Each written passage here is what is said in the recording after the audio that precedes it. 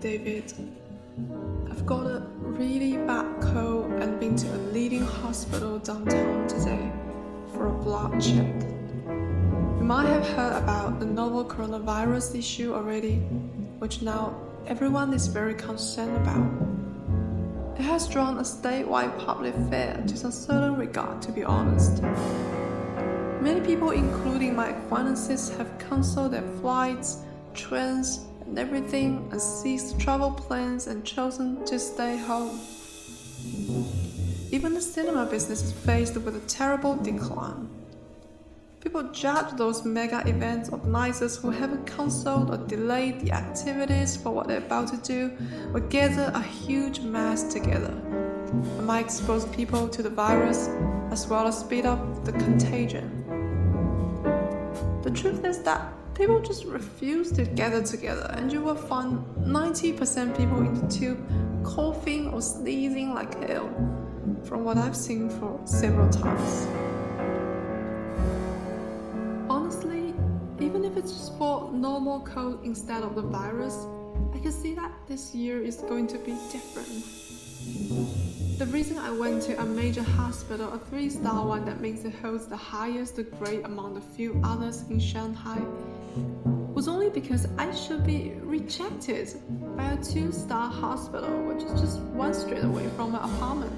The 2-star one persuaded me to go to a 3-star one by claiming that they had no skills or machines to test out if I had been affected after hearing my symptoms, like coughing and sneezing like a terribly changed voice for 1 week, various tablets taken on a doctor's suggested amount and frequency, a low fever and lethargy that lasts for days after some more than enough rest.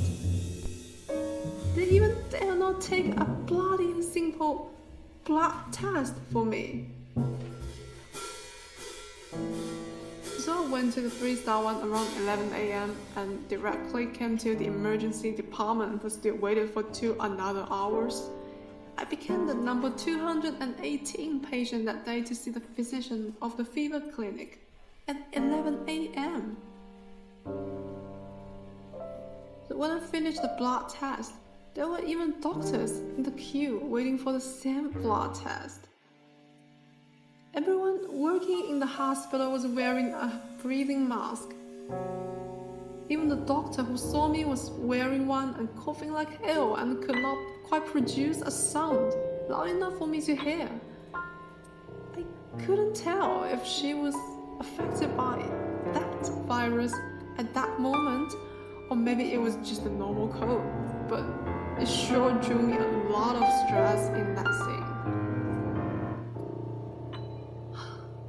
Thank God. For me, it's only normal illness. But even at this moment, I still don't feel quite right in that the symptoms are this strong and almost unusually unbearable. Probably the strongest cold I've ever encountered in memory. Well, that's the current condition in Shanghai. Sorry I have to send such a long story over. I guess I was really shocked to have been through all this today.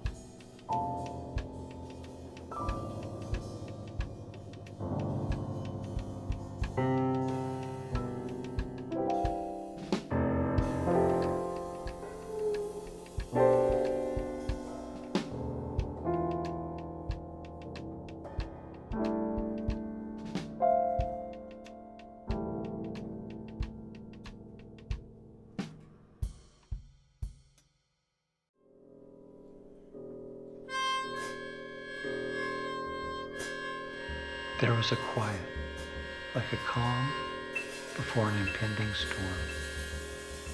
None of us knew what was coming, which was a worldwide pandemic, which would utterly alter our lives.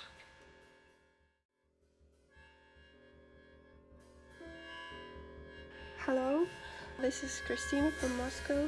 I'm very glad to hear from you. Well, it's been only a year, but it feels like we're living in a completely different world right now, and a lot of time has actually passed. Well, I think I had the same year as the rest of the world.